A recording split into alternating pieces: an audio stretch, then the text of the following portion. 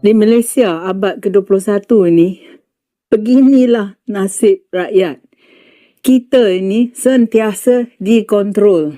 Malaysia akan jadi semacam negara Taliban. Ingat tak Mufti Negeri Perak dengan fatwa yoga dan fatwa tarian poco-poco? Ia katakan bahawa kedua-dua ini adalah haram. Apa akan berlaku kalau mufti yang baru akan buat lagi fatwa yang tak senonoh?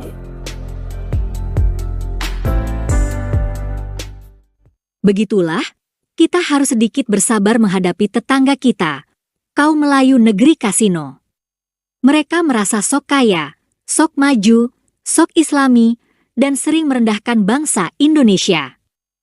Kaum Melayu negeri kasino juga kurang menghargai konsep bangsa dan negara Indonesia, termasuk kurang menghargai eksistensi bahasa Indonesia.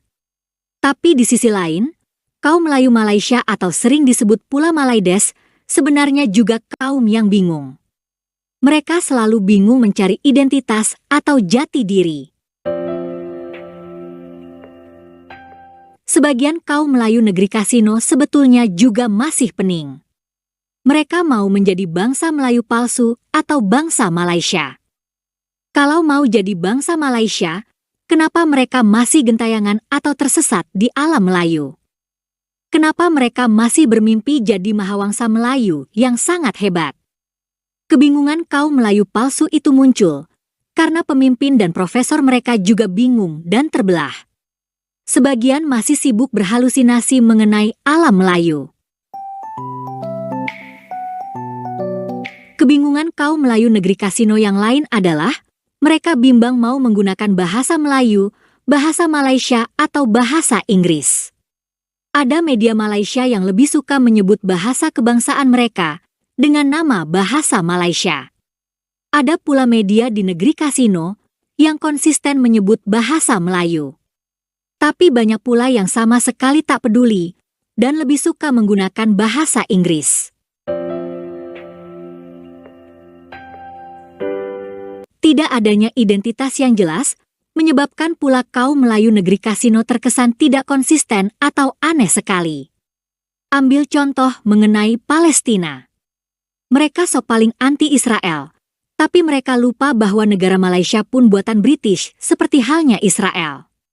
Mereka juga merasa sok paling Islami, tapi membiarkan negara Malaysia mendapatkan duit dari judi dan kasino.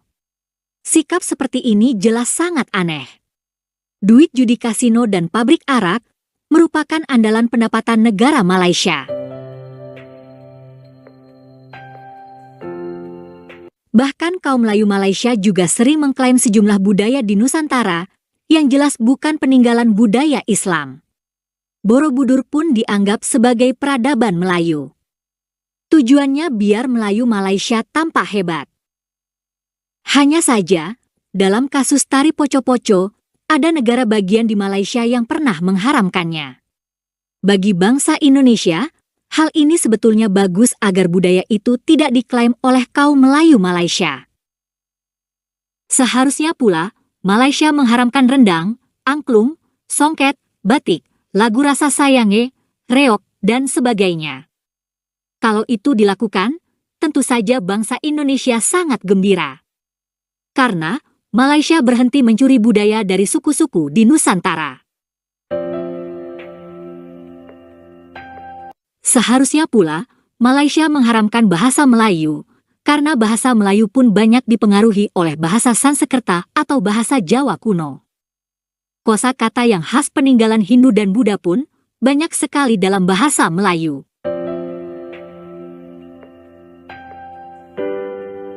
Kaum Melayu negeri kasino sebenarnya tampak bingung pula, mau menjadikan Malaysia sebagai negara Islam atau negara demokrasi modern yang religius.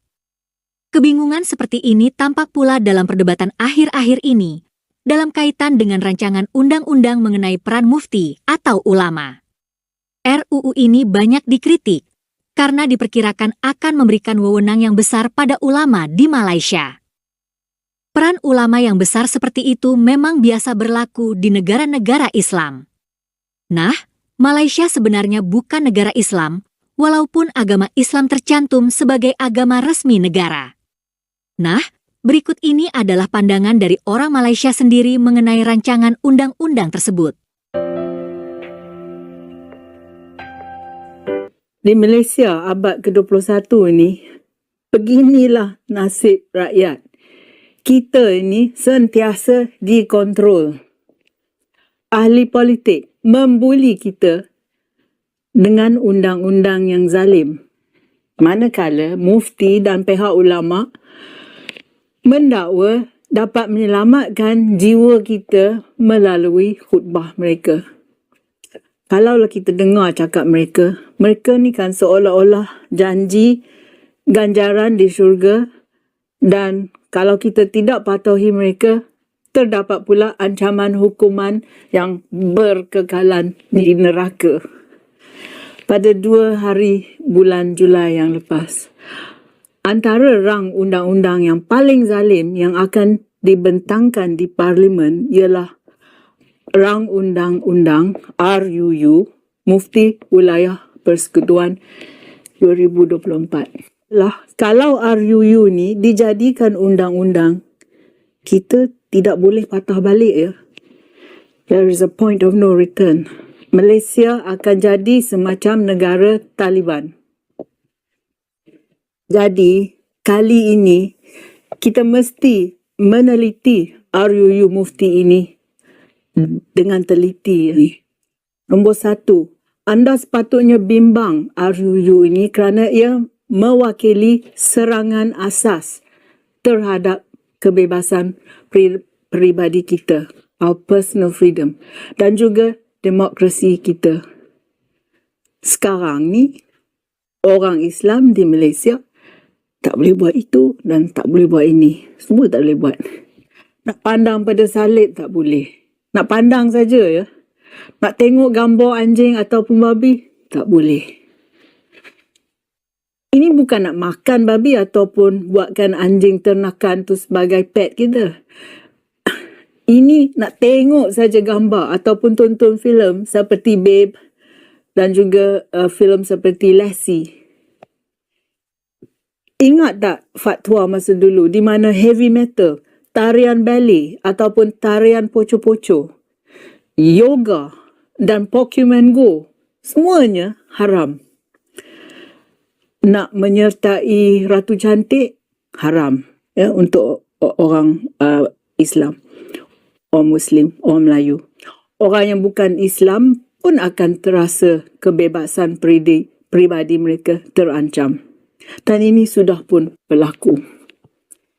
Fakta yang kedua, jika diluluskan, RUU akan memberikan kuasa menyeluruh kepada mufti atau pegawai yang tidak dilantik untuk menentukan apa yang kita boleh ataupun tidak boleh lakukan.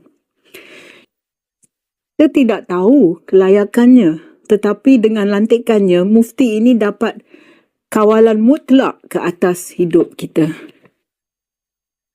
Yang ketiga, RUU ini, rang undang-undang ini, memecah belahkan rakyat. Ia beri orang yang tidak dipilih kuasa atas kehidupan orang Muslim dan juga orang bukan Muslim. Ia akan pecah belah antara kaum orang Islam.